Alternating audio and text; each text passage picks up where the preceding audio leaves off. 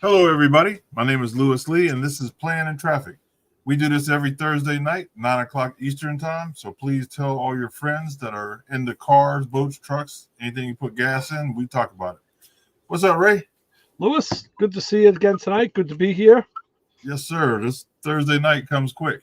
It sure as heck does. Um, we say that every week. I know it becomes a cliche, but it's true. It just time is flying, even when you're not working. Yeah. I just click the days, man. It's like, wow, another day, another day. I got to keep track of the days because I can easily forget. I hear you. So yeah, but it's lately it's been dodging weather. I know we had all the rain. That's been crazy, but it's been nice and warm the last 2 days, so that's good. Yeah, we got up to 50, I think 53 today. Yeah, we were warm too. It's 52 outside here right now, I'll take that any day. Yeah, we're still at 53. Yeah. Yeah, it's nice. Yeah, we had a lot of rain, but I'm good with that, man. I'd rather have a Right. little bit of warmth. We had the same. It seems like everybody's getting the same stuff these days. Yeah. So yeah, I'm going to a shop Christmas party tomorrow. Yeah. Because it kept getting postponed because it was so damn cold. The garage where the party is, it's a big parking garage actually that was part of it was built for a apartment complex, and they just put classic cars in it. But right around Christmas, they hadn't turned the heat on in there yet, and it's okay to go and hang out and work, especially if you're doing something. Mm-hmm. But to just hang out, it could be it could get a little cold. So, and some of the guys at one end of the floor where the party is at, they're all the older guys, that are up in their 80s now. So I'm sure they don't want to sit there with sweaters on or whatever. So, we postponed it, and of course we had the holidays go past that, and then we had, Super some cold. ice, some snow. Yeah, then it got really, really cold. So it finally tomorrow is finally the day. So Good. It's always a good day to hang out with car guys. Oh yeah. So tonight's theme was are you a car enthusiast? So Okay. Here's somebody okay. That qualifies. Yeah. Oh yeah. That qualifies. I was just talking with a friend of mine, actually my co-host on a radio show. His it's his cousin's husband. He was just reached out to me during the week. He was looking to buy a C2 Corvette. Mm-hmm. So I'm like, okay, I can help you. I know a lot of guys in the Corvette world. And it ends up he was looking for a specific car. He wanted a 67 big block 4-speed convertible car. Wow. Like, wow, so that's narrowing it down, which is usually good. But as he was saying, 427 4-speed, the prices are going up. Yeah. So found a couple things, and he actually found something on Haggerty's website. They do an auction. I think it's HaggertyAuctions.com, and he ended up buying one. He ended up bidding on and buying one, and those cars don't go cheap. So, he was committed. So he's in that realm of the guys who, and he has a really nice 67 or 68 Camaro SS. Mm-hmm. But, small block 4-speed car. But I guess this is something he always wanted. It was on his bucket list. And I guess he's got the money.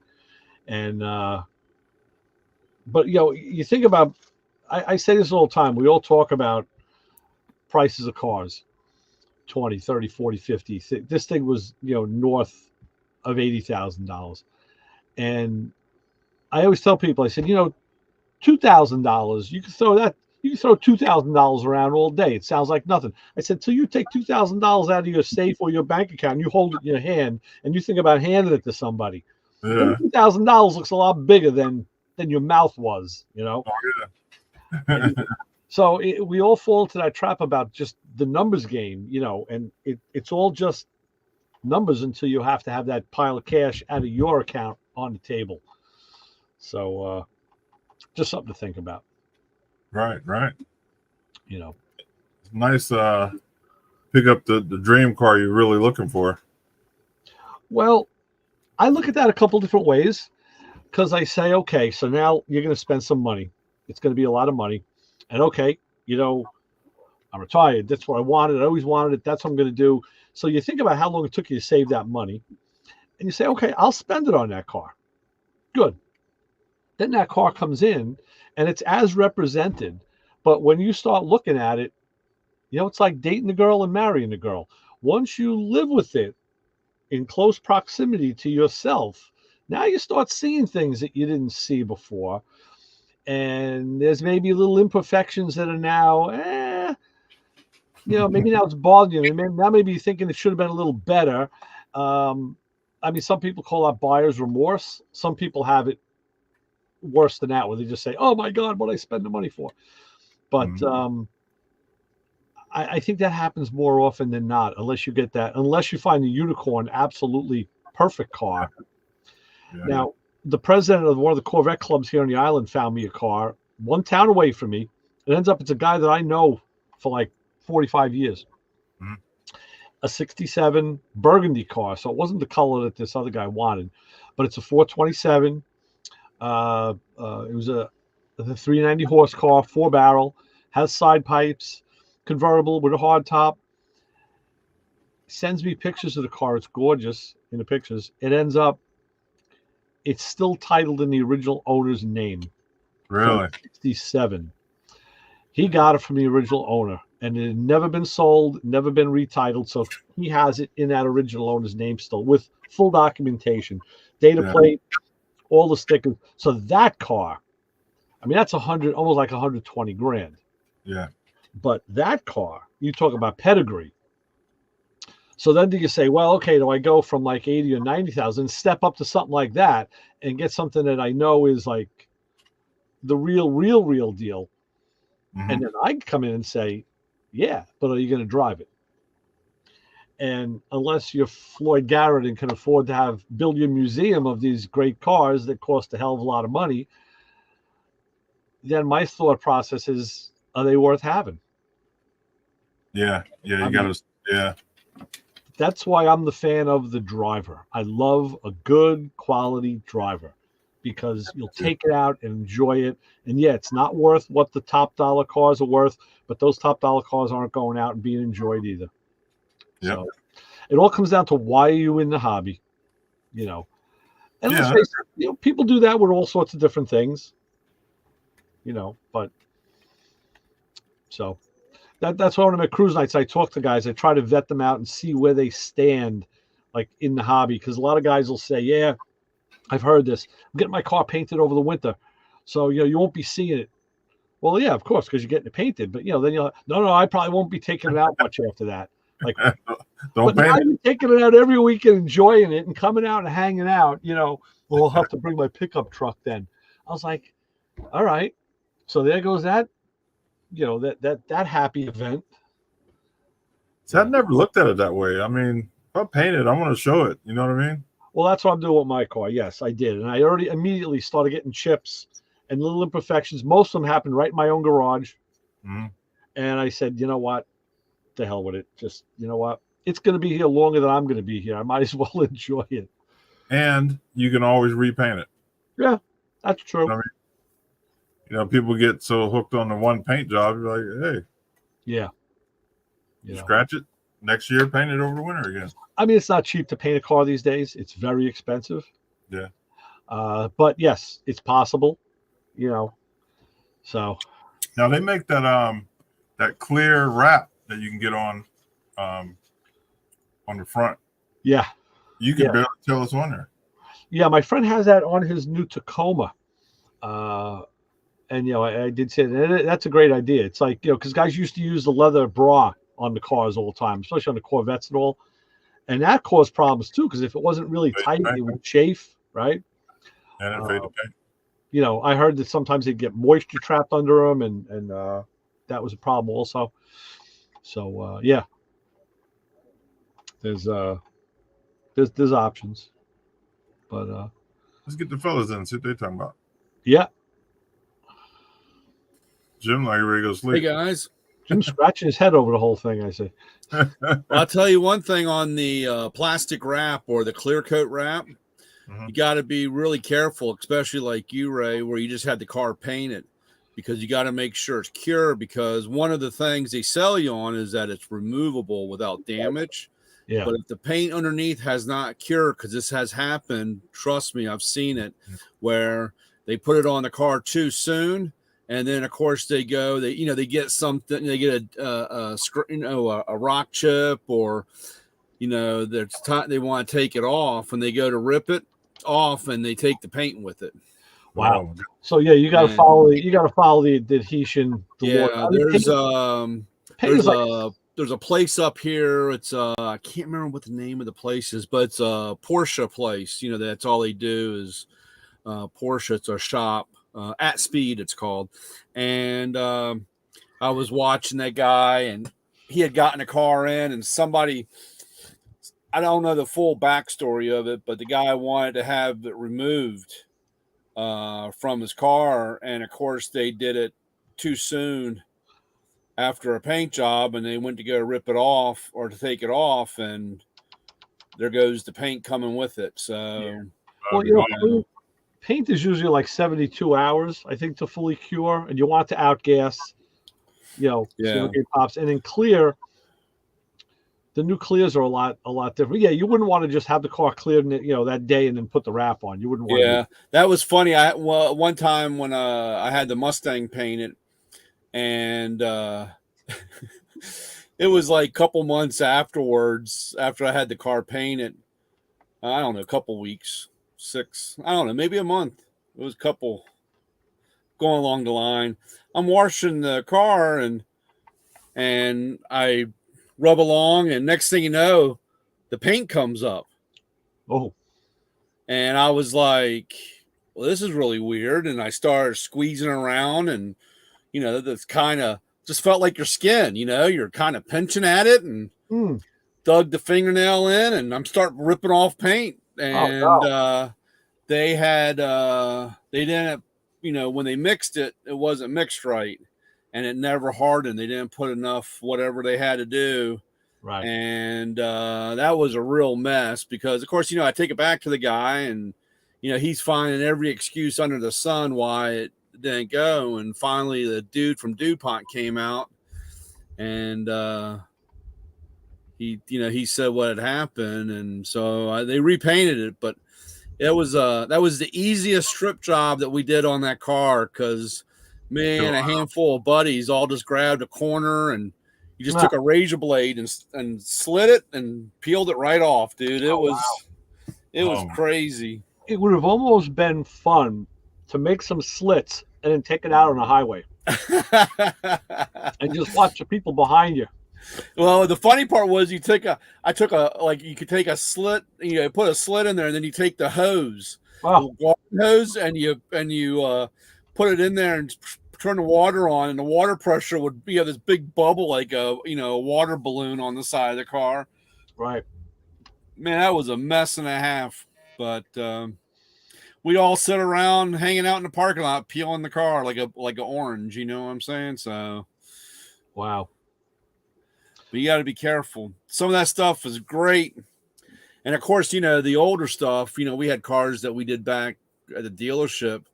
And about 10 years down the road, they start turning a little funny colors. The UV would finally wear out, I guess. Right. Well, the 90s Chevy trucks, man, they had it bad, boy. GMs in general, yeah. Yeah, you can see the paint falling off while you're going down the street. That was when they all started playing with that waterborne or water base, a very similar waterborne base paint. Yeah. Right. And they were trying to watch the the chemicals. So, yeah, the Germans had the same problems in the 90s. God forbid if you got a silver car, because all the pigmentation washed right out of it, and you just had this pewtered looking thing. Terrible. So you guys see the California, they're trying to outlaw lowriders. Yep. Wow. Man, that's the culture out there. You can't. they're gonna blow that place up if you outlaw low riders. Why? What was their rationale for that decision, Lewis? Well, they don't like them cruising, so they try to stop them from doing that.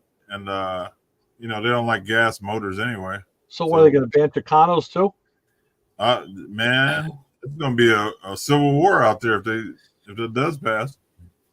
Well, listen, the Mexicans lost the first one because California was Mexico. Yeah.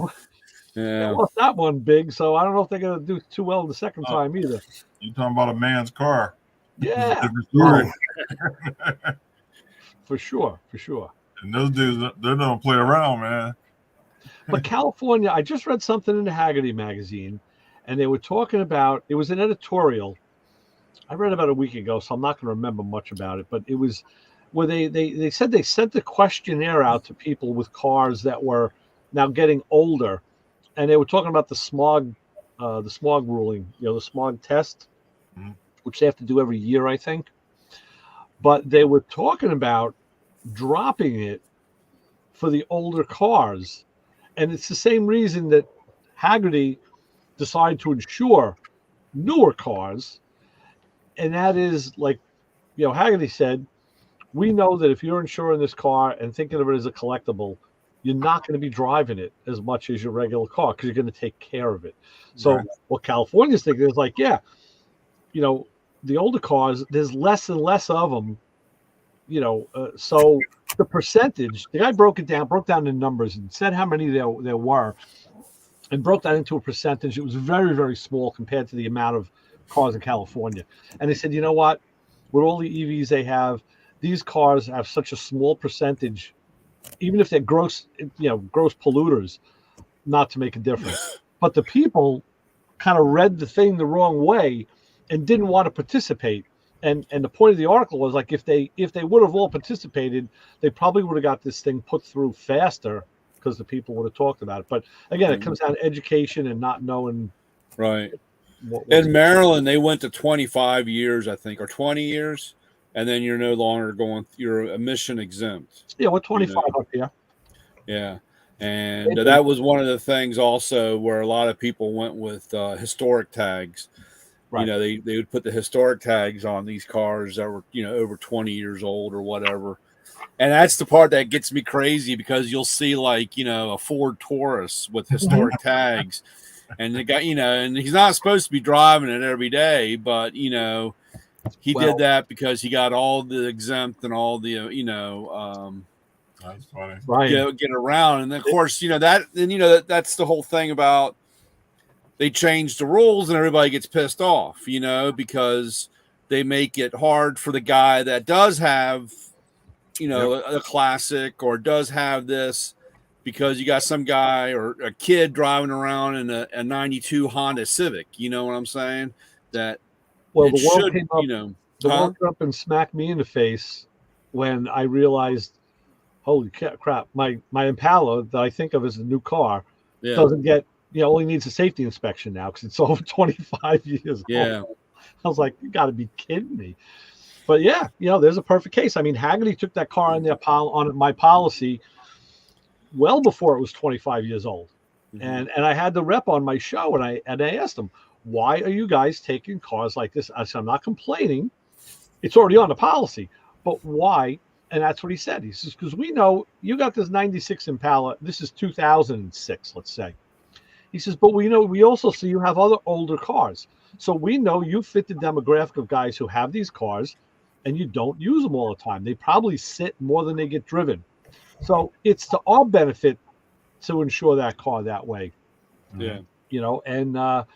So, and everybody just plays the angles and the numbers and for the most part, they're right.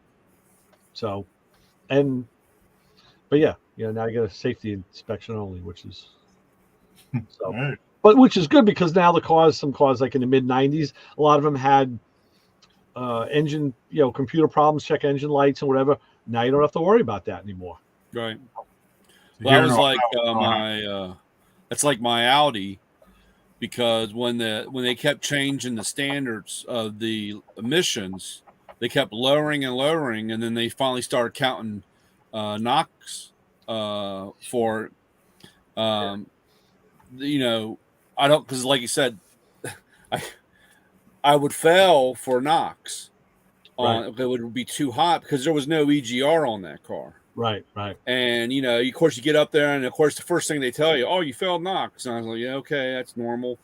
And then they say, "Oh, well, you need most likely you're going to need a EGR valve, or the electrical portion of the EGR valve. Something's not working because they're all specialists at the emission station. You know what I'm saying?" Yep. And I'm like, "Well, first of all, buddy, this doesn't have a EGR, and second of all, when you hook when I'm on the dyno or on their treadmill, you put the fan in front of the car and it's not even blowing into my radiator because it's off to the side. You know what I'm saying? So the car is already hot as it can get. It's even getting hotter, and they're like, well, why is your fan? Why is your radiator off to the side? Because I got a 5-cylinder that hangs over.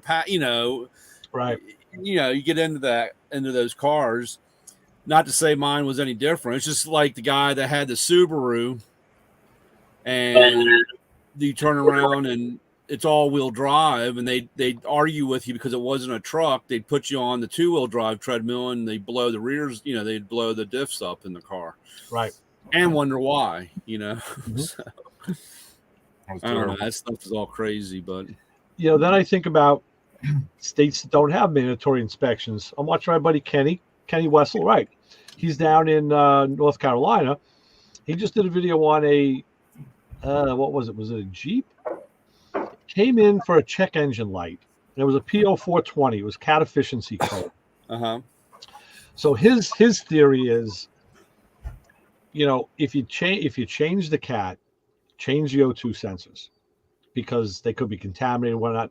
And if you want to diagnose it, see, Joe used to go a lot deeper into diagnostics, but Kenny, I'm just saying, his theory is put O2 sensors in it first and see if it clears up. Mm-hmm. So anyway, the point of his video tonight was, but when you have a car in the shop, he says, just go over it. He says, and I don't mean, you don't have to look at it with a fine-tooth comb, but just get it on the lift and walk around it. And this is what he did. He puts it up, and he came under it, looked under the engine, because there's a little bit of oil leak here, and he grabbed the one front wheel and moved it, and you saw the ball joint.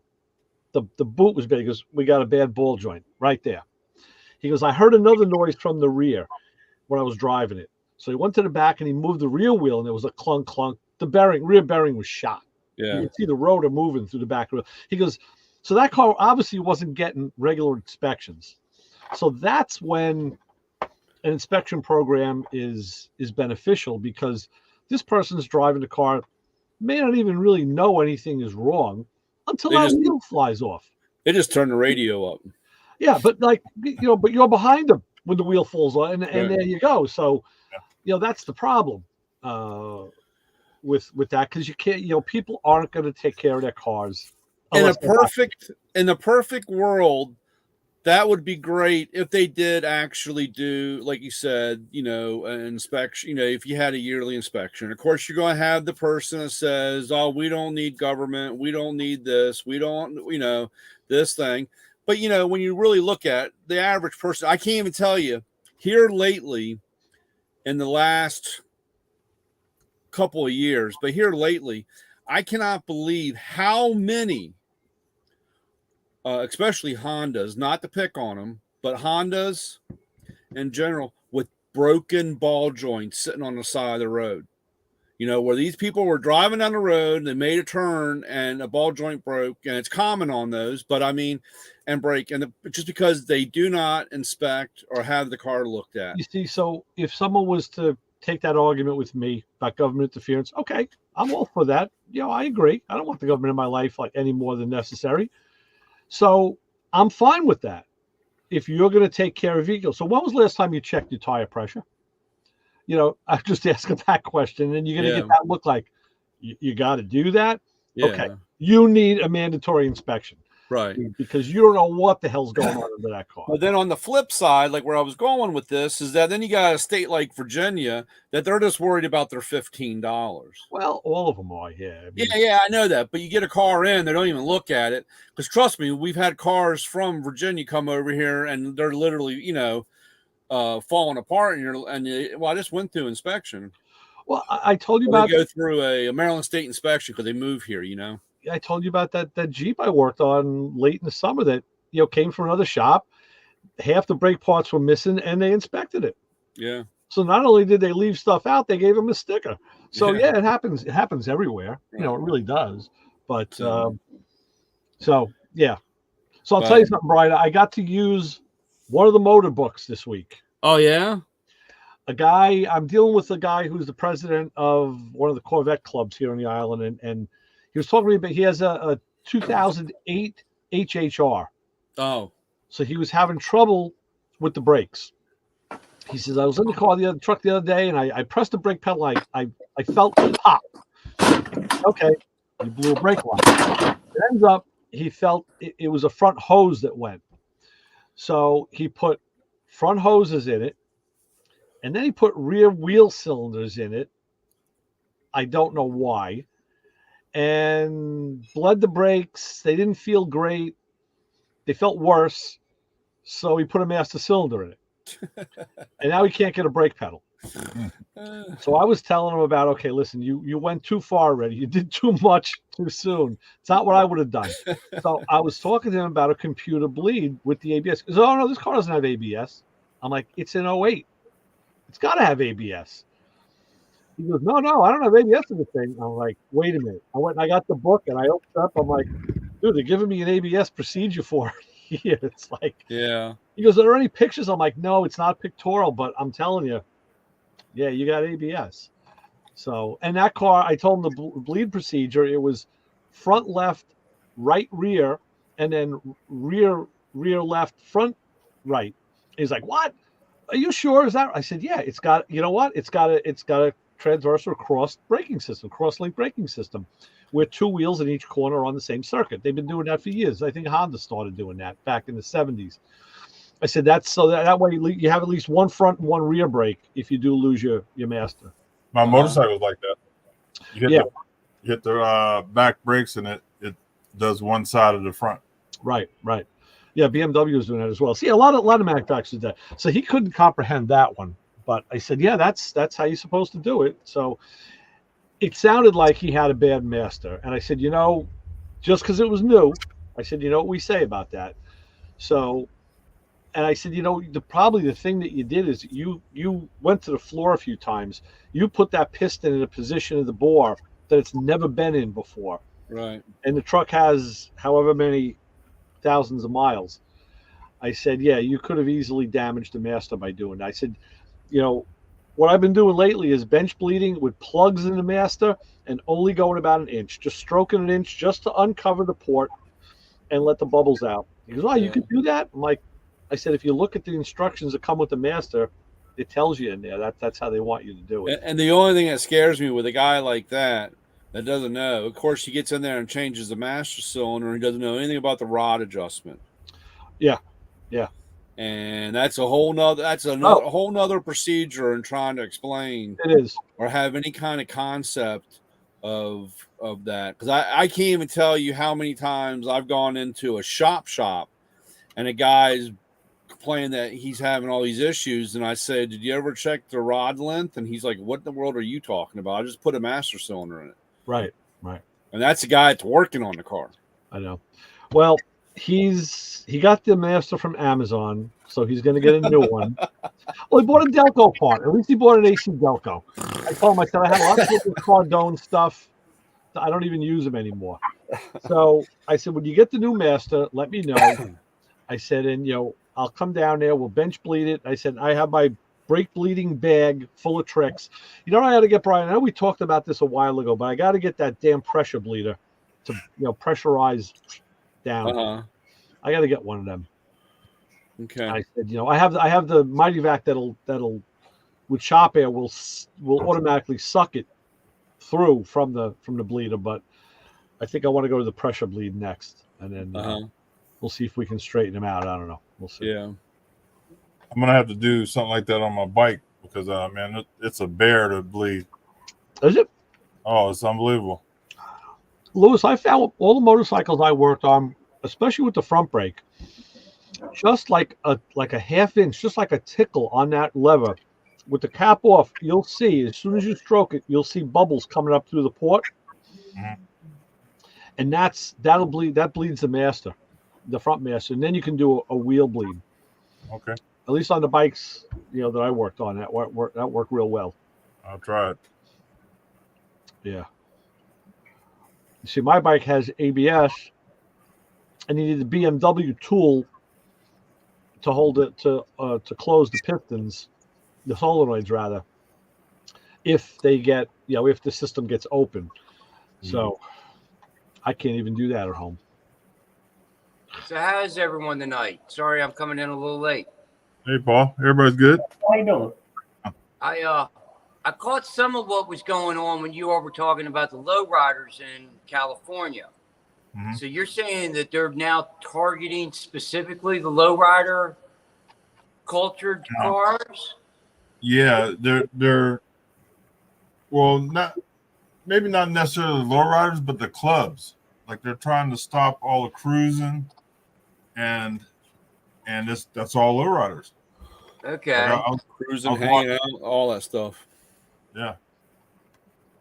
I'm hearing rumor of a new law in the state of Arkansas, and I haven't been able to confirm this yet, that the state of Arkansas, the entire state, but they're leaving it to each individual municipality, so it's going to be, I guess, county governed. No project vehicles, no abandoned vehicles, no untagged vehicles. All vehicles must operate and run. How do you enforce that?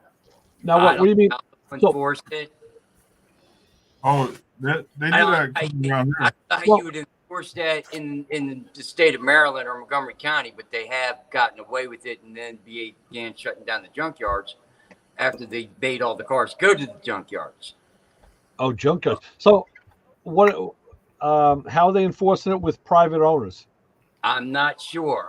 Like I said, this is all something I'm just now hearing. Okay. And we're going to be looking more into it. I know in a lot of places what they'll do is they'll put a ruling saying you can't have an unregistered vehicle in view from the street.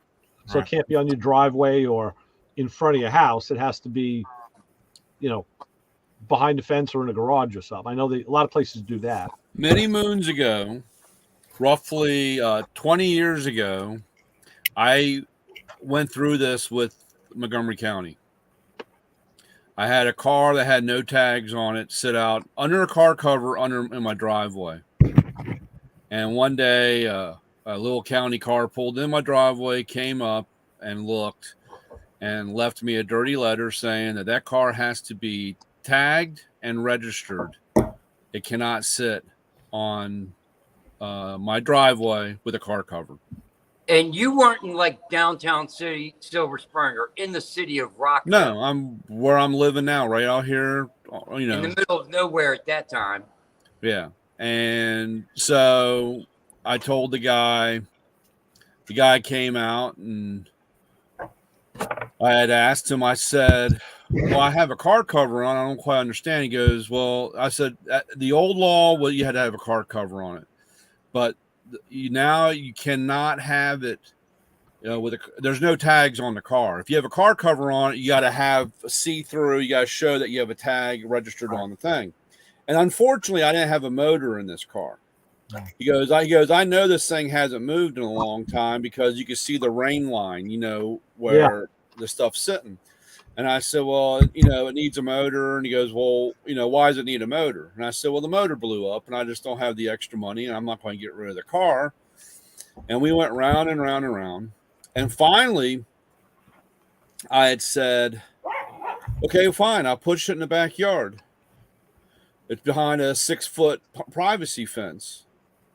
He goes, well, if I look over your fence and can still see it, it has to be behind another fence. See, that's a little bit too much intrusion. Right. So I said, well, dude, I said, this is ridiculous. So I have to build a fence around a car. Right. And he's like, yeah. He goes, well, why don't you put it in the garage? And I said, well, I don't have room in the garage. And he goes, well, why? What do you have in the garage? And I said, it's none of your damn business what I have in the garage. That's my meth lab, dude. Leave me alone. Come on. So it turned out, I mean, I eventually found out where a neighbor had called about it. And that's the reason why they had come on, and, unfortunately, I played the game, but, it was just a pain in the butt. And they have it that way now. Like I said, you cannot have a vehicle if it's not registered and tagged. Yeah, usually once you get on the radar of a phone call, you're done for, or it's exponentially harder to get out of it. Yeah, well, you just got, like I said, you're running around playing the game. Right. And that was like,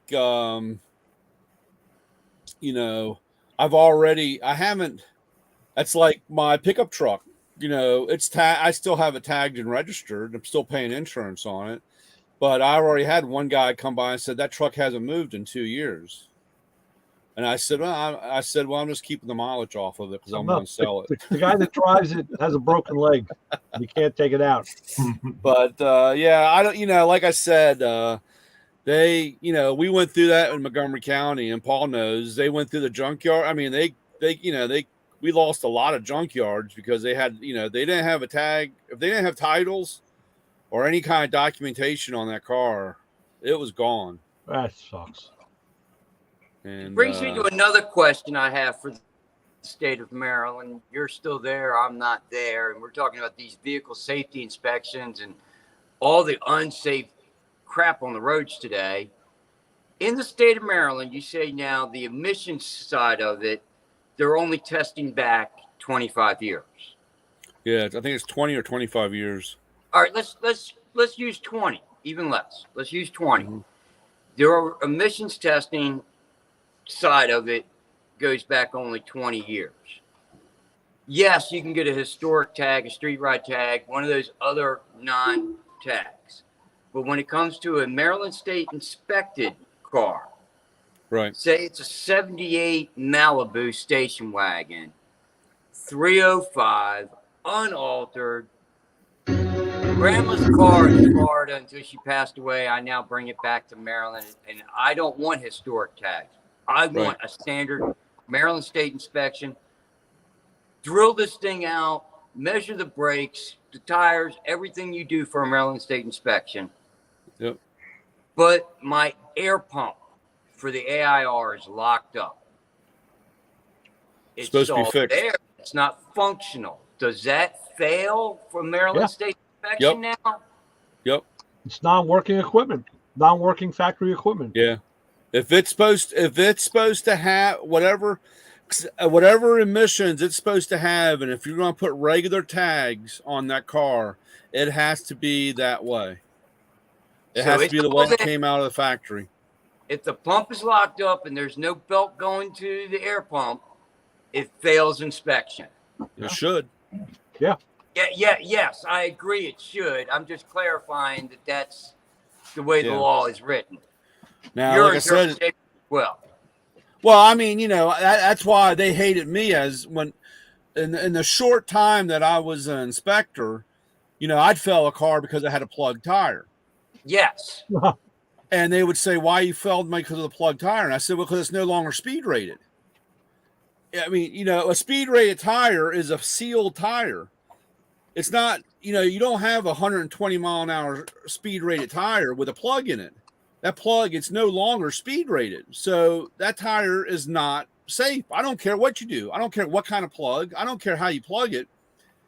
It's not a tire that's all together. It's compromised. Yeah. And, I'd get the phone call from the trooper and I would say, dude, how can you guarantee 120 miles an hour going down the road with a plugged tire in the car? I'm sorry. I'm not passing it. But the trooper says, but Inspector, this is my... Well, this guy this guy's, but I don't care. You know what you need? Oh, here You we know go. what you need? You need the law. You need the law. Okay. In the state of Maryland, What you need is to verify. You need this book. Oh yeah. Now, Yeah. The now your vehicle, car's and this thing is like, they've looked at it one I time. mean, we're not talking about large print, guys. No, I You know how much stuff is in this book? But Oh, I have the Maryland one. This is the Bible. If you want to know a question like you asked, Paul, you get the book from your state, and you'll get those answers. It's black Well, and white. anything you There's need. no gray. There's no gray with it. That's what drives me crazy.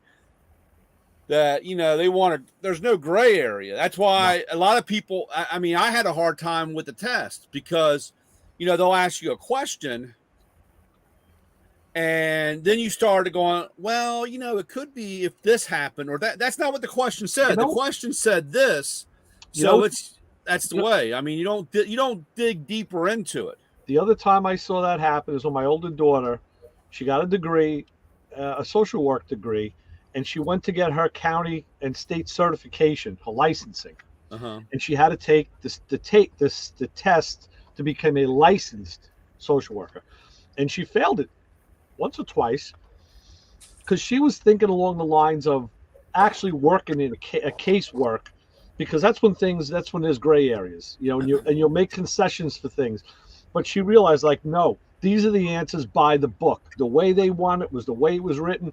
And once she realized that, she went back, took the test again, and aced it. Yeah. Because they just want you to think the way they want you to think. And if you don't, then you don't get that license. Same thing.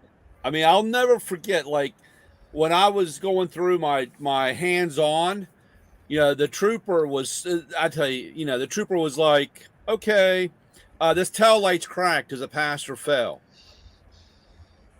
Well, and I said, it fails. And he goes, why? I said, it's cracked. He packed up his stuff and said, see you in 2 weeks. Really? And I'm like, well, what do you mean? And then I realized when I went back, because there was no white light illuminating from it. So it could have a crack in it. It just didn't have a breach where it didn't have a white light from the light, going through the tail light. And this is where you run into problems, because you go to inspect a car and let's say the tail light is cracked, but there's no white light and you pass it. Well, the guy buying the car is like, hey, this thing's cracked. Why didn't you fail us? Well, there's no white light. Right. And, that's why there's a world of no gray area. It's yes or no. That one goes the other way. Yeah. And, that's the stuff that would drive people crazy. Sure. And, we used to, because on the 911s, on the 964s, the rear tail light assemblies on it was this laser etching glued together with a laser bullshit. And over in 2-3 years, it'd get spider webby, but there would be no light coming through. And everybody that bought those cars that would bring it through inspection would say, this guy has to replace this because it failed. No, it didn't fail. There's nothing wrong with it.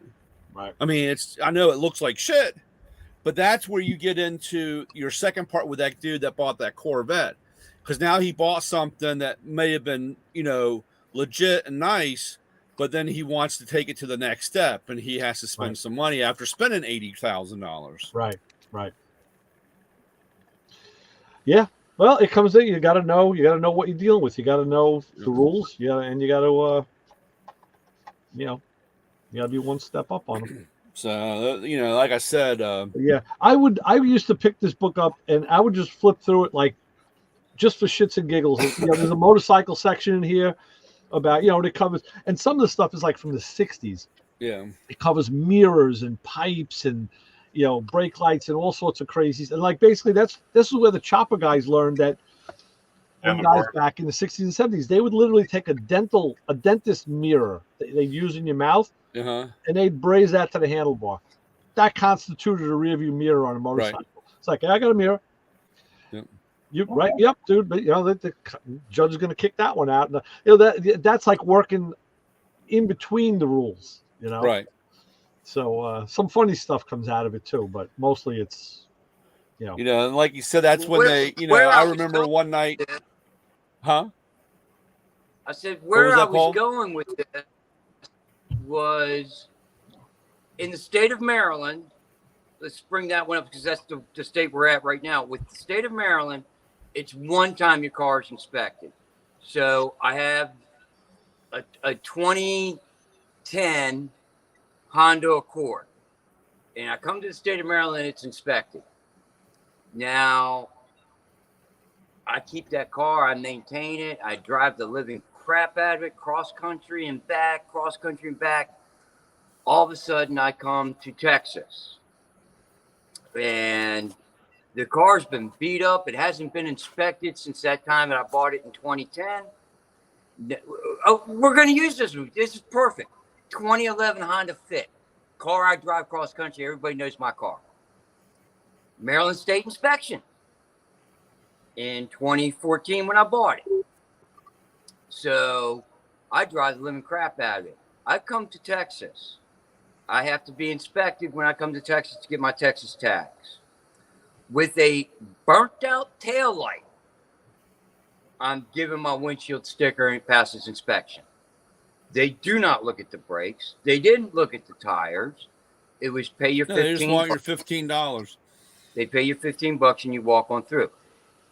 Wow. The shop could have made 30 bucks off of me by replacing my taillight that I knew was out when I went to have the car inspected. Needed an inspection. Willing to pay them to fix my taillight because I was too lazy to do it myself. Car passed with a broken taillight or a burnt out taillight. You better So- watch it, Paul. You better put your mustache with your mustache and glass on, and because that black Suburban might follow you around now. Oh, dude, that black Suburban's been following me around for 20 years. You might have what was that TV show, Ranger? What was that? Damn it! Walker, Texas Ranger. Yeah, Walker Texas Oh, Ranger Walker, might Texas hunt you Ranger. down. You better watch out. Yeah, I know. Well, it's crazy because you like I said, Anything goes here. yeah. There is no emissions. You know, that's what I saw when I visited my niece and her husband in South Carolina years ago. I'm driving around, I'm seeing, wow, 63 Chevy, a 58 Chevy pickup truck, a 67 Ford. And I asked him, I said, man, what was it like? Is there like a cruise day today? I said, I saw all these older cars, but they were like crappy looking, sagging in the rear, no hubcaps. They weren't good looking cars. And he says, no, Ray, he goes, after a certain year, those cars don't need inspections. They don't need anything. They don't even need insurance. Yeah. I was like, oh, so when that guy's axle snaps and the wheel falls off and crashes into me, I better have insurance, I guess. And that's one thing when you think about yourself. Then you think about, well, now what about when your kids are on the road or your grandkids are on the road? Yeah. Now things start to take a different shape, and what we were rebelling against now becomes something that's a little more important in life. And I wonder how the states, why they're not a little more strict on stuff like that. I'm At the curious. same time, they're trying to phase cars out. Well, So yeah, now they are. Yeah, now they are for sure. I see it where if I want to gift my 2011 Honda Fit back to my great nephew who is 10 years old now. So in 6 more years when he's 16 and gets his driver's license, I want to gift it back to Maryland to him.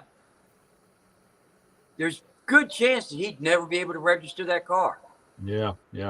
Because by then they're going to say no, a 2011, even though it passes safety inspection and has a if that car is still Maryland State inspected and still have Maryland tags on it right now, and you can gift it to anybody in your family, all they got to do is pay $100 to have the title changed over, and they don't have to have it Maryland State inspected.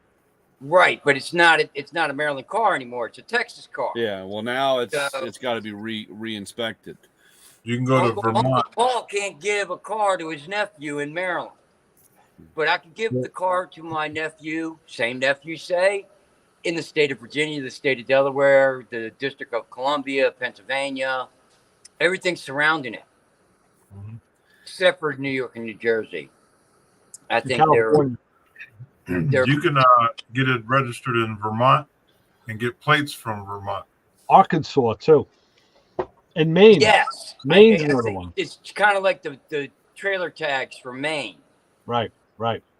That you can have a California address and a Vermont tag, and Yeah, it's registered in Vermont with a California address. I heard something about New Hampshire too. How they were Maybe pretty it is. high. Maybe it's New Hampshire, not Vermont.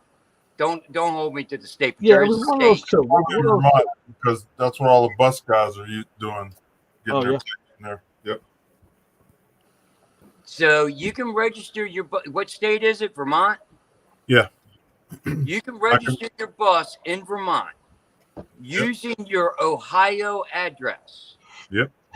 With an And Ohio driver's license. Yep. And get plates.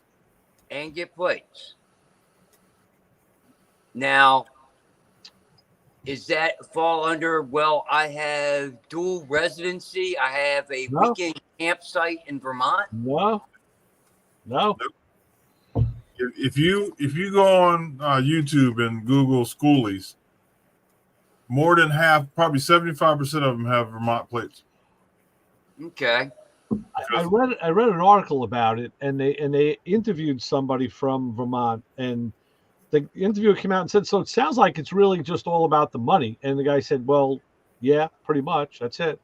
They make so much money doing that it's ridiculous. And that's what it is. It's, they're not making money from anything else up there. So, I guess they don't sell enough maple syrup. So they're making a ton of money on those transactions. And I'm hearing that guys with classic cars are doing it through there too. Sure. Can't find a title. Well, I could California with the California rider saying, screw the state of California. I'm going to register my lowrider in Vermont with my California address, and I'll give the money to Vermont. That'll really piss off California. I could see some guys doing that, but I could also see the guys that ain't giving up that black plate. Yeah. I wouldn't want to do it, but they may be forced. That's the thing. Like I said, once those Chicanos get mad, man, I don't want to be in their way. Isaac, you get on the front line. We're going to put you up there. That's all. That's a statement from Coach Isaac. Yeah. Oh, baby. That's it. Go get your headband on, Isaac. I leave that to my cousins that live in California. I don't like California. Now, if they start doing stuff like that here in Arizona, then and we'll support from a state away, but we can band together pretty well. Yeah. So explain the black plate. Now, out there in California, you can do a black plate? Yeah. Well, in California, the plate stays with the car forever. So if the car goes to a junkyard, it goes to the junkyard with the license plate on it. Kind of like Texas. When you transfer the car and sell it, the plate goes with the car. But the black plates were the ones, I think they ended in the late 60s, maybe. Yeah, because the plate today is white. The plates on California are white. I know after the black plate, they had the blue plate. Yeah, watch Adam 12. I think it's like the mid to late 60s was when the black plate ended. It just became this iconic thing, like the California black plate. It's a really cool looking license plate. Well, they're painting them and vinyl stickering them too now. Oh yeah. And I didn't know if they were allowed to do that, because I know here in Ohio you can't. No, you're not allowed to. I can look up the license plate section here, but you're not allowed to deface.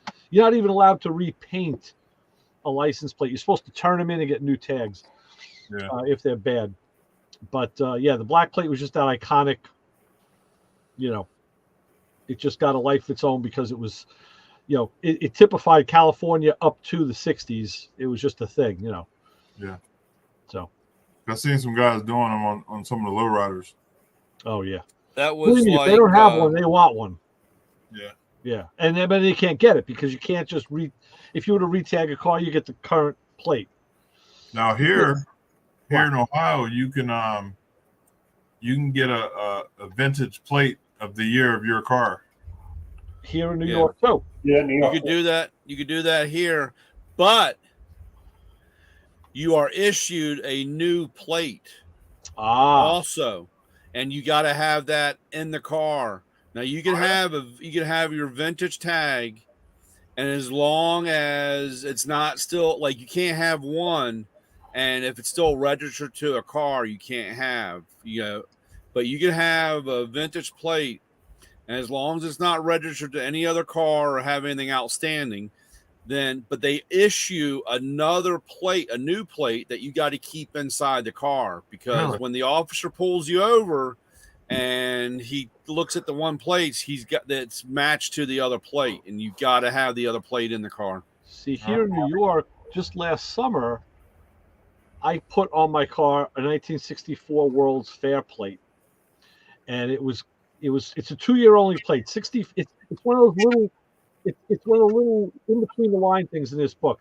They only issued that plate in 64 and 65, and you can only register it on a 64 or 65 year vehicle. Mhm. And of course, the number on the plate can't be used on any other plate in the state, or else, because I have one that I can't use. So I was able to take that plate, call DMV, the special, the plate bureau, give the woman the number. She checks it through the database, says, okay, no one else is using that number.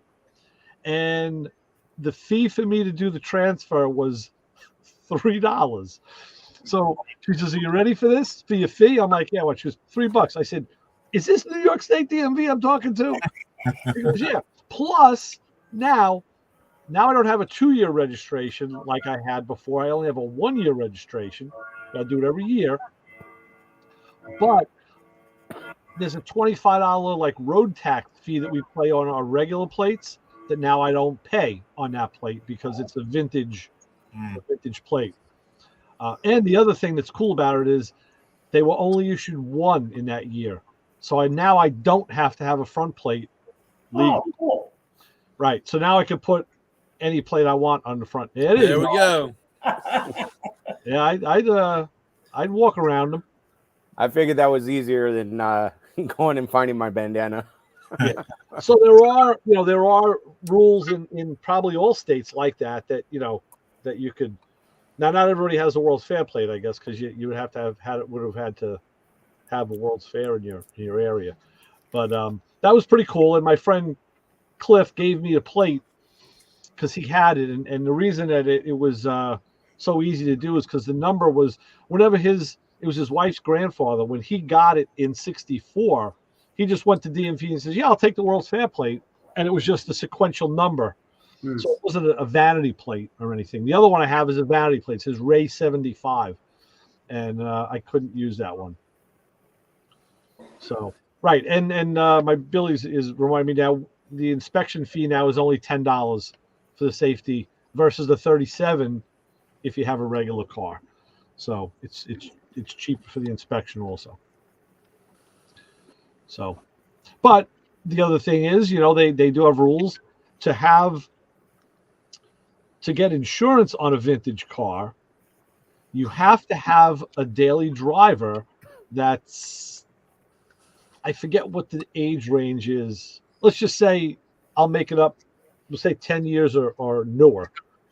So you have to have another car on the road that is a newer car that's less than 25 years old. So I said to the guys at Haggerty, I said, well, what if my daily driver is a 65 Impala that I just choose to drive every day? That's the car I drive. I work in town and I don't really go anywhere. And they said, that you could be turned down for insurance on your other car because your daily car is not within that newer age range. So that's something to be considered as well. Huh. Yeah, they don't care about any of that in Texas. That's almost a mugshot, Isaac. That's what everybody thinks it is.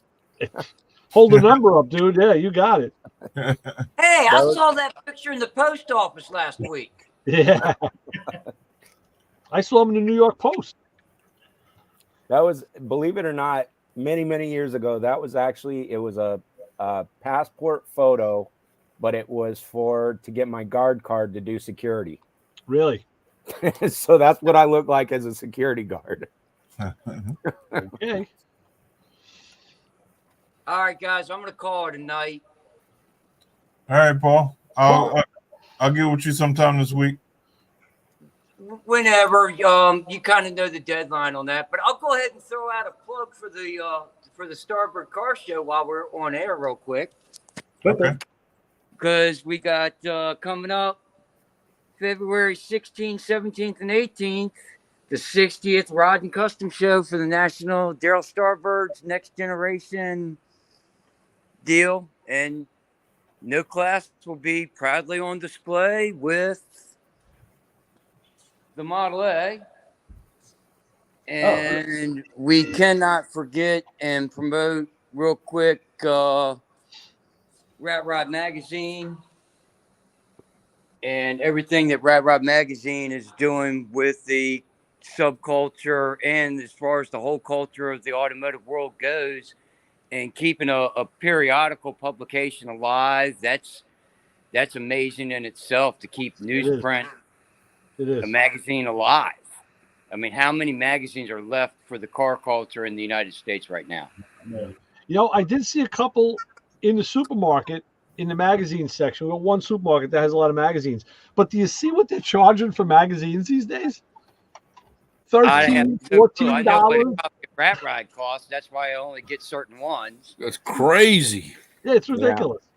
Rodder's Journal, I believe, is still in existence. Wow, that's an old And name. that's those when he does release a magazine, I think 3 times a year or twice a year now.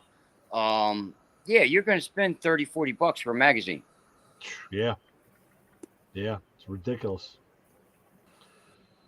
Wow, that's why I keep a lot of my old magazines, and I do read them. I reread them. There's a lot of good information in there. Yes, there's a lot of information available in the older magazines. It's a double-edged sword. I couldn't carry everything with me to Texas. Yeah.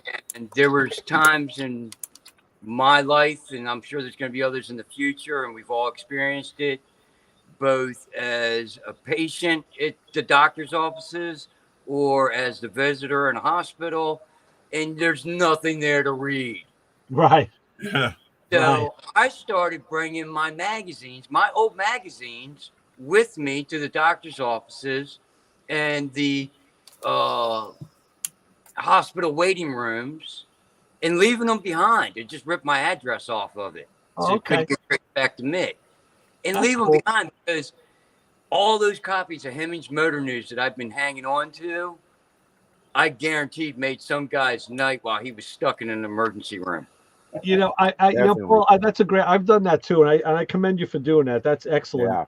We should all do that. But I can just imagine on the other flip side, the next day or that night, the nurse that has to clean up saying, "Who the hell's leaving all this junk in my goddamn waiting room? I'll kick his ass, that mother." Yeah. Well, my doctors, and even I haven't done it in the last few years, but it was about 4 years ago the last time I did it, is I'd always leave a copy of one of my monthly magazines behind, because I stopped collecting and gathering knowing I was going to be moving to Texas. And again, I got rid of a bunch of stuff right before the move, but they figured out, even though I ripped my name away from it, they knew who the car guy was coming through there. Sure. Right. It's kind of funny now how cultural stuff shifts. The appointments that I have, and I got a collection here. I get stuff from Car Tech and the car book companies, because I have the authors on the show. So I just picked one out of my collection the other day, and when I went to my allergist, I bring it in, and the receptionist, who's actually a little younger than me, but you'd think she was older, she's like, "Wow, that's something we don't see in here anymore." I'm like, "What?" She goes, "Somebody reading a book, because everybody's on their phone." I'm like, "Yeah, I'd rather look at a book, and I'd rather." So I'm old school, grew up doing that. So I said, "Yeah, until I can't read anymore, I'll be doing it."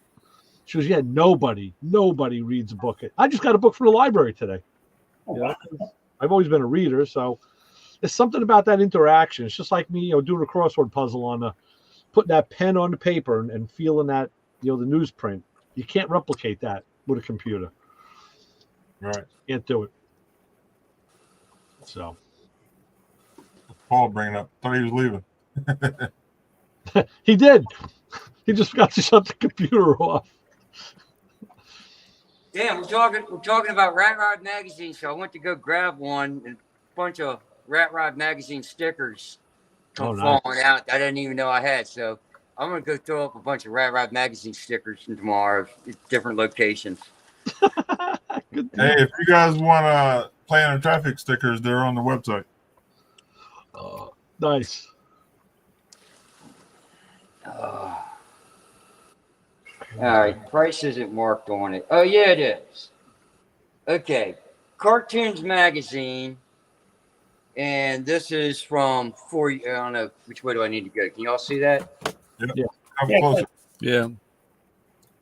Cartoons Yeah. Magazine is from 4 years ago. It was $7. Wow. $6.99 US. Nope. I have to get him back on the show.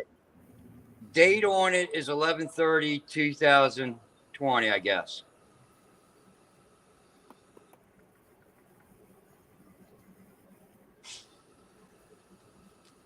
Oh. 4 years ago, $7 for Cartoons Magazine. Yeah, I remember paying $5 or $6 for magazines. Yeah, I'll get him back on the show. He's pretty. I ran into him at the SEMA again. Who's that? The guy that owns Cartoon. Okay. What's his name? Oh, I can't think of his name now either. I don't see, I guess the dollar figure is not on the magazine for Rat Rod.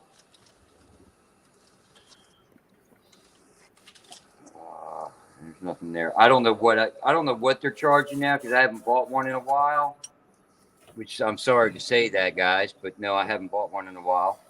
But they got to be $10 or $11, or they wouldn't be in business. Yeah. And Which the copies that I want, I don't buy every copy, but I do buy them. Back in I'd be the willing to pay $20 if it's back the one in you want. in the early 2000s, we had a company here. They were putting out a monthly magazine, Full Throttle. What's the name of it? Full Throttle Hot Rod magazine. And then they split it. They had motorcycles in one half, and you'd actually, when you got to the back, you had to flip it around because they printed it like upside down and backwards. So you had two different magazines. And I had the guy in the show many times. We advertised with him. And I used to ask him, I said, this is thick, glossy paper, full color magazine. How the hell are you guys doing this and giving it away? And he says, well, obviously our advertisement pays for the magazine. He says, but we design it here. He goes, and it's all done offshore. We have this thing done, offshore, and it comes in, by a boat, and that's, they were doing offset printing over there, like, literally you wouldn't pay to have it done here. It would cost so much. Yeah. And they were doing it over there. I said, well, we're getting a beautiful magazine. It is gorgeous. But I had gotten a stocking stuffer, and it was a magazine, Kiss 50 Years. Oh yeah, and it's got a price of $15.95. Yeah, sure. I saw that in the supermarket. Yeah. All right, guys. Again, I'm going to cut out. I'm going to get up early in the morning, hit it hard, and then the weekend's here. All right. Take care, Paul. have a good week. Take care, everybody. Let's have a safe weekend. You too. Sir, you Thank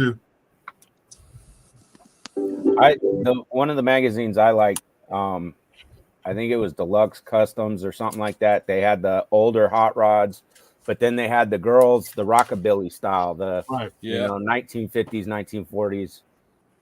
I love that. Between the girls, I like them with the bandanas and whatnot, and and then them old, those old style hot rods. Yeah. The old 40s cars, all the way up to the 60s cars, man. I love that. But I like a little bit of everything. Like I've got some magazines with European cars on it, I've got some of the tuner magazines with the Japanese cars, you know. But I don't know what. I like a little bit of everything, you know. I do too. That's part of my problem. I like too much stuff. Yeah, me too. No, that Like, feeling. yeah, I could be in a hobby, anybody's hobby, because I love it Yeah. all. Yeah. Oh, the lowrider stuff. Oh, when I go to the Cars and Coffee, like you'll get people that they'll go to everything and look, but they're just kind of like, wow, whatever. You'll get the people that they stick to a certain section. Yeah. I'm like all over the place. Like I just taken everything in. I mean, if I take the camera, I mean, even on my phone, I have to go and clear out my phone because I'll sit there and take pictures of everything. And then I'm like, what am I going to do with these pictures? Like I'll save a couple, I'll look through a couple, and sometimes I'll share them. But I'm like, there's too many pictures because and then I'm getting details, you know, something that sticks out to me. I like on the Porsches, on the new ones where they have the air extractor on the hood, and I'm like, oh, you know, this is a new style for the Porsches, and you know, I'll take a picture of just the air extractor. And to anybody else, I send it to them, and they're like, "What the hell? Like, who cares?" I'm like, but you know, it helps with downforce. But also, this, you know, the way the air flows and it cools, and you know, they're like, "Who cares?" I'm with you. Yeah, me too. Hey guys, it's time for me to bail. All right, All right, Jim. Here, Jim. Take care, guys. See you next week. All righty. Oh, you should have asked him about the lowrider, the RC cars. You sent me. That's what I was going to say. When we talked about it, I think last week when I went to that the model show here at Town Away, and they had all the cars that were painted up in lowrider paint. You know, I was showing them to you. And I'm like, man, these guys are doing it on a model. Yeah. Oh, yeah. It's hard enough on a full size car. These guys are doing it on models. Like, oh. They sell them in Summit Racing. Well, yeah. Lewis sent me a video, and it's a RC car. It's a lowrider, and it's going up, going down, picking the back up. Didn't it go on 3-wheel motion too, or something like that? Yeah. I was just like, wow. Where was this when I was growing up? Yeah, they do it all. Now, when I was at SEMA, I went live and I walked through the whole place, and they had some RC cars. They had like a town. Yeah. I remember that. Yeah. Go back and check that out because they have some lowriders in there. Yeah. Oh yeah, it's big. Have you seen the semi trucks? RC semi trucks. They're beautiful. It's been a while, but I've seen them. They got them with the stretch frames, and they got them customized like the real trucks. So I started looking. I should have asked Jim. I started looking to see if I could find a bus because I'd love to do. My bus. Yeah. But I found some, but they were like kids cheesy. They weren't like the semi trucks. Those semi trucks is like real trucks. Yeah. Yeah, I found a website. I was looking at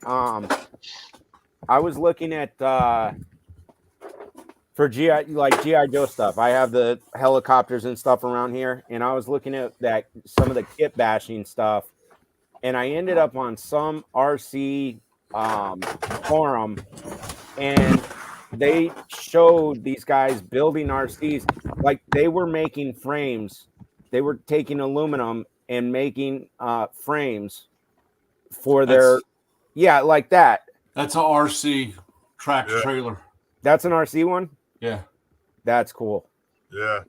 Yeah, but they were building these things from the ground up, like making their own frames and everything, their own chassis. And I was like, whoa, this is amazing.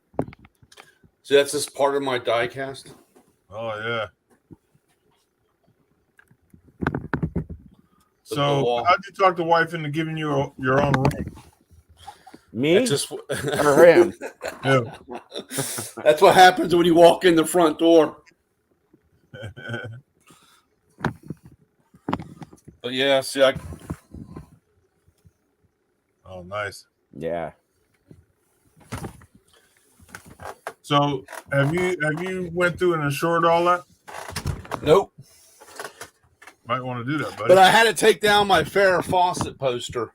I used to have it on the door going to the garage. Oh yeah. Wasn't allowed. So, honey, that was when I was a kid. Yeah. That's what I have. Every once in a while, I put the no girls allowed on the outside of the door, and I put the Farrah Fawcett poster back up. Yeah, but man, I was watching a video the other day, and they had some of those semis. They were going through like a course, and they were backing them up and stuff. Man, they were all chromed out, like the whole trailers were chromed up. Nice. And wheels, lights. I mean, really like customized rigs. Wow. Yeah. Yeah. That's amazing. Yeah, the model world is ridiculous. Yeah, I think that's 1/25th scale or 1/24th scale or whatever. Yeah. It's a smaller version, but it's man, man, I've had that thing for 20 years, dude. That's more than that. I've had that but when I got that was never operated, never done anything. Yeah, technology is going crazy, man. Yeah. Like you were saying that they're making the chassis and stuff. I seen guys doing lowriders like that. Yeah. I have 1/8 scale. That thing's huge. The 1/8 scale. 1/8 I have that's Dale Jr. in the Budweiser car. And that was remote control RC thing. And I got one of my Mustang. And the funny thing is, I built the stuff. That truck I bought built. That was already together. But like my Mustang one, I built that. And I barely drove that thing. I mean, I had more fun building it than doing anything else. Some people do that with real cars. They have more Yeah, fun building them than driving them.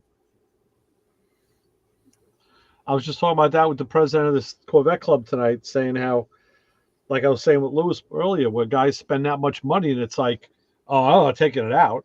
You know, that car's going in a shrine. It's like, well, then why do you spend all that retirement money on it if you're not going to enjoy it?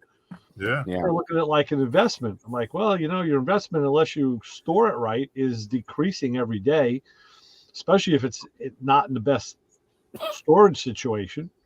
Yeah.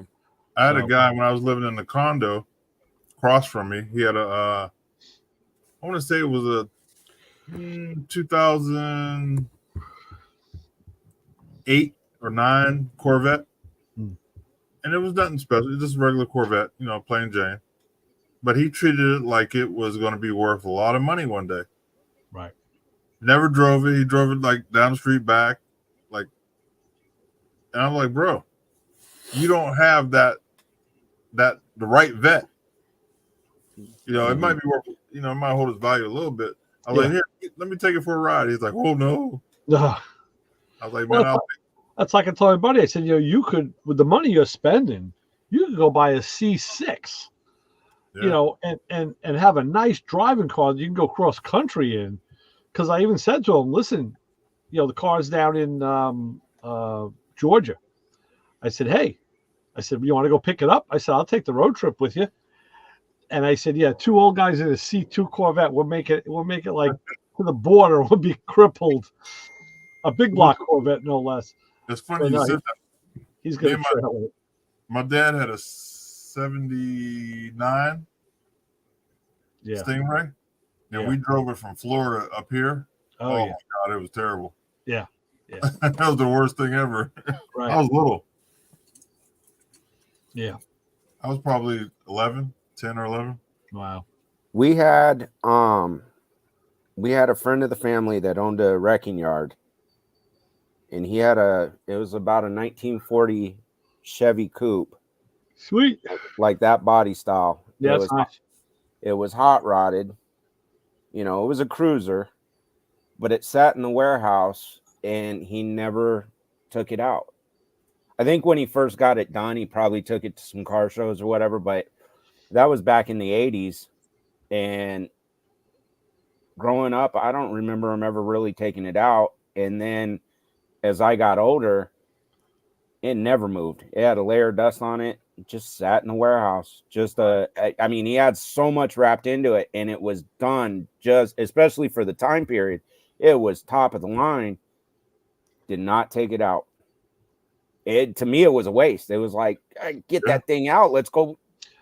I found there's because I talk to people and I ask them about that, and there's 100 reasons why that happens. Some of them are good, some of them aren't so good, but the other answer is there's always somebody else who'll come in, a fresh face who doesn't know that car, and be happy to buy it and take it out and use it all the time. There's always somebody.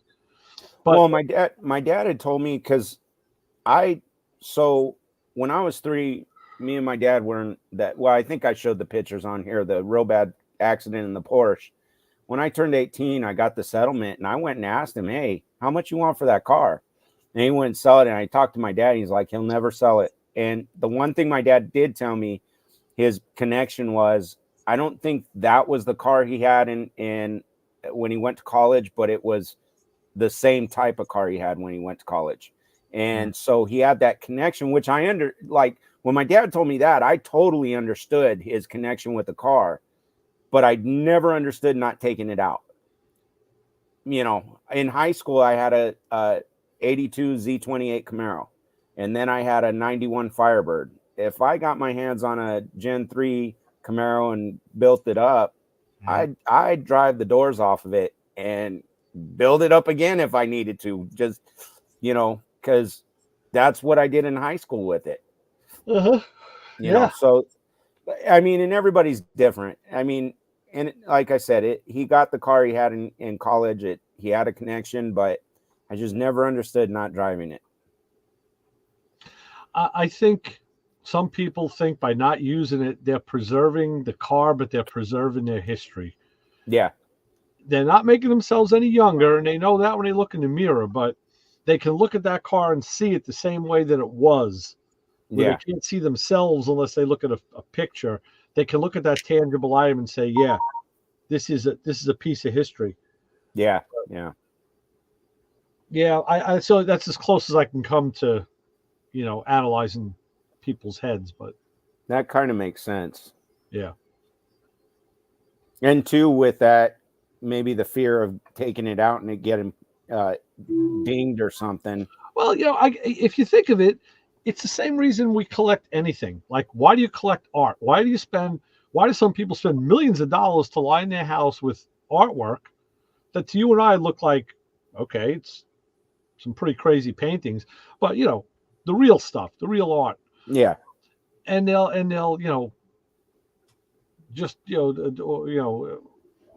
it's the same thing. They just, they want to be around it. They want to see it, or anything you collect, cars, the toy cars, why'd we collect them? Well, we don't play with them anymore. So we don't collect them so we can play with them. Speak for yourself. Mostly. I do. Mostly. Right. But not the way we did when we were kids. Matchbox, I used to spend the day, in the summer, I'd go outside my matchboxes and, Isaac, we talked about this, and I'd use the hedges, the roots of the hedges for all my roads and everything, right? Yeah. Those cars were in the dirt every day, man. Them every day like that. Yeah. Now guys like, I can't take the matchbox outside. Hey, this got white tires. Come on. Yeah. So. Yeah, that makes sense. I mean, for me with the Hot Wheels, it brings back a memory with my dad. We would go to the Target or whatnot. We'd go shopping, and he'd go to get something. He'd say, "Hey, I'll drop you at the toy section. I'm gonna go get what I get. I'll get back. Look, we don't have money to get, but pick out what you want, and then let's work on next time." And there was always, and next time we went, he would get. But there's that connection with my father, with that, right. It's a memory. So when I go grab them, it's kind of fulfilling that memory, Well, I'll tell you what, you're right. And I was just thinking, like, my connection to music. It's all, I'm really connected to music, and certain music, of course, more than others. And what I started doing a couple of years ago, as I'm shooting pool in my den, I'm playing albums, I'm playing vinyl, and I'm still buying them, buying new, buying used. But what I started doing was I realized, like, I'm playing an album, and man, there was a song on there that was just like, it hits my soul. It's like, I love this song, I love the riff, whatever it is about it that I like. So I said, but who the hell else knows that but me? No. Yeah. I mean, maybe a couple friends might know. Oh yeah, I know you like that song, but you don't know how I like it or why I like. And I said, and my kids don't know. So, and I said, well, they're going to inherit all this stuff. So what I started doing is on certain albums that hit me, either like I remember when I bought it new. I took a Post-it note and I dated it, and I wrote just a paragraph. Remember buying this album in 1974. Loved it then. Playing it now in 2020. Love it now. My favorite song is this, and I'm sticking that Post-it note in the album and storing it. So I told him this. I said, you won't know what albums are going to have notes in them and which ones don't. I said, but because I don't do it all the time.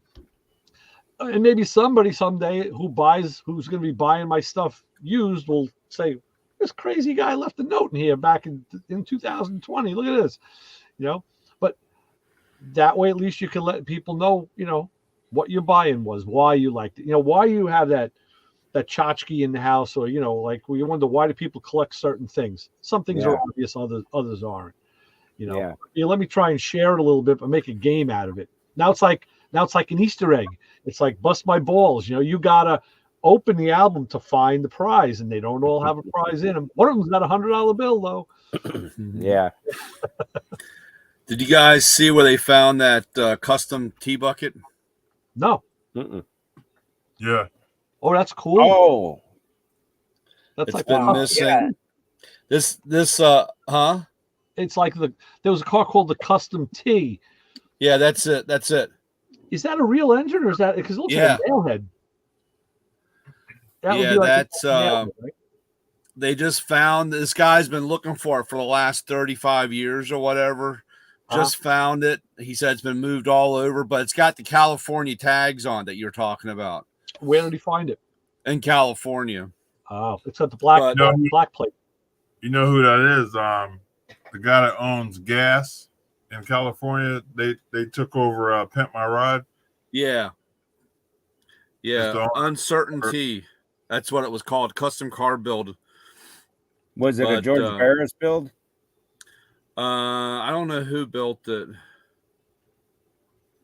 It's that Kaplan guy or Gaplan guy. That's the guy that you're talking about. Yeah. Yeah. So I'm trying to. They had him on. He had a TV show for a while. He had a couple. His company took over Pimp My Ride after West Coast Custom left. Yeah. But he's got that he's got that museum and big Ford dealer. Yeah, he's got he had something to do with I don't know if when he was a kid he worked with Barris or something like that, because he's got a whole bunch of Barris stuff. Yeah. His not hotel, but his warehouse. That looks like something that George Barris would have built. It's got that wild look to it. I like that Smokey and the Bandit truck. Yeah. But that was a 57 Buick Nailhead with Hillborns on it, stacks. That's the motor that's in that thing. I wish they had better pictures. They just uncovered it. It's in it's gonna be in Detroit at the Detroit it's in that it's on Hemmings.com. That's where the article is that I found. But I saw where the guy about Hemmings.com. Yeah, I know there was a car, but I think it was a Roth car called the Custom T. that looked like that. It like the body was bent, canted forward. That's what that is. Yeah. You know what? That would make sense too. You got to remember, Barris is the name that everybody thinks of, but there were a lot. There were not a lot. There were Oh other- yeah. You had other builders out there, Yeah, I didn't until you said it. That makes sense. Big Daddy Roth. Yeah, but this guy, he talked about it. I saw something on Instagram where he had been searching, and of course he was always a day late. When he'd track it down, they would move it, or people. I guess it's probably most likely it's probably got some kind of I don't want to say curse, but it's kind of like somebody probably owns the car and it was stolen, and of course they didn't make a report on it, or they got it they got it on the side. There was something about one of the General Lees or something like that just recently, one of the first jump cars, the same thing where the guy owned it, but he going through a divorce, and he hid the car because he didn't want his wife to get it, and somebody stole it from him, and it took him 20 years to find it, and of course he dies, and then they give it back to his daughter, all kinds of crazy shit. Well, there was the other one too that they just recovered a few years ago. Was it the Orbitron? They found it in Mexico. Yeah. Yep. Same Sitting thing. at some bar down in Mexico. Down in front of a topless bar, yeah, and they dragged it back. Iconic car, but to them it was just this weird looking kooky thing. Yeah, that was like I think that was something very similar to like one of the bullet car. Finding one of the bullet cars is sitting in somebody's garage that they drove for 30 years and then parked the thing. Yeah. Or they found the other one out in New Mexico. There was only 2 of those cars, or 3, I think. 2 small blocks and 1 big block car, I think, or something like that. Yeah, the one they found, it was a mom. The guy bought it for his wife. Yeah, she was a teacher or whatever, and they knew where it came from. I mean, because they had documentation, or they had some type of, they knew where it had come from, but Steve McQueen was trying to buy it back before he died. Yeah. Steve McQueen had sometime in in the 80s had wanted to buy it back, and they said no, and I guess it got kicked to the curb or side or whatever. I have the Steve McQueen book, and they put a copy of the letter that he wrote from his company, it was Solar Enterprises. That was his production company, saying that he had owned the car and he wanted to buy it back, and pretty much saying money isn't an issue. Let's talk. And they didn't want to sell. Yeah. So I wasn't even thinking about this, but I found the plate that's on my car. It is a black plate. Yeah. Oh, yeah. I thought it was. Yeah. So you see, that's the World's Fair designation down there, and of course, this sticker is what they put on in '65. It's dated '65 down here in the corner. Yeah. So that's a 1-year plate that only goes on the back of the car. Yeah, not on the front. Nice. So New York had black plates too. Yeah, I thought it was black because I remember that picture you sent me in front of the Sphere. Well, that picture. Okay, I'll show you that one. That was before I had this plate. Let me find it. And what I did is I put the plate that I do have. Let's see if I could. Damn. Sometimes I don't want to drag. Let's see. Wait, guys, I got to jump ship. All right, Lewis. Take care, Lewis. Are you still doing the show on Sunday? Yes. Yeah, I got it set up. I'll probably be sending out the post a couple of days. Make sure Stacy's still still good. Yeah, it'll be Sunday at 9. Okay. All right, guys, you have a safe week, and I will see you Sunday, I guess. See you in a blink of an eye, Lewis. That's it. Awesome. Take care. Okay, Be safe. Lewis. Later. So this was the plate that my brother had found at a swap meet and bought for me. A lot of guys sold these plates cheap because they only had one. And in New York, you need 2 plates. Uh-huh. So they felt, well, I only got one, so it's really not worth anything because you can't use it. Well, they did not realize in Indonesia there only was one. Mm. So this was the plate in that picture that I put on the front of the car at the World's Fair picture. This is the one I put on the front. Yeah. Because I But had you can't register. You didn't register that one. You registered the other one, I right? registered the other one because when Why I called couldn't up, you register that one? when I asked her about it, she felt that plate name was in use somewhere else in the state. And she said, we could go through like a second party search. She said it could take a while. She was, because the problem is it could be sitting, like somebody could have it even on a car that's just in a garage somewhere. And I said, all right, well, I'll use the other one. I wanted to get that plate on the car, so I'll use the other one. Uh-huh. What the hell? I didn't care because that one didn't really mean anything to me. If it said race 65, that would have been really cool because that's Right. the year of my car. Yeah. 75 was the year I got the car, though. But yeah, so, and the other plate was a lot cleaner. It was in much better shape. Uh-huh. Yeah. So I said, all right, we'll just go with that one. That's fine. And the other one's hanging in the garage. So,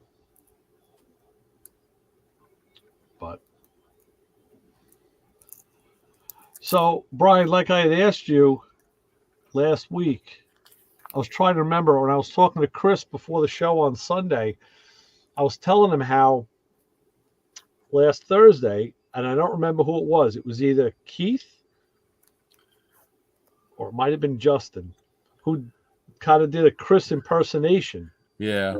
And I said, dude, he had you down cold. And he was laughing. He thought it was great. And I said, yeah. And it wasn't in a bad way or a mean way or a mocking way.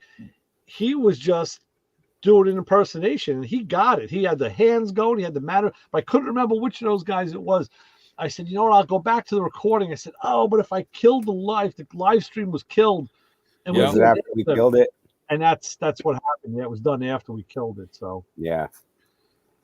So I guess I'll end this stream now so we can have more fun that I won't be able to. Should I make the hand gestures and stuff before we? That I won't be able to document. And then, yeah. So then I'll be back on. So for Lewis Lee, Ray Guarino, Matt Gomez, Brian, and Coach Isaac, we'll see you next Thursday, right? And I'll be back on Sunday on the radio. So we'll see you. And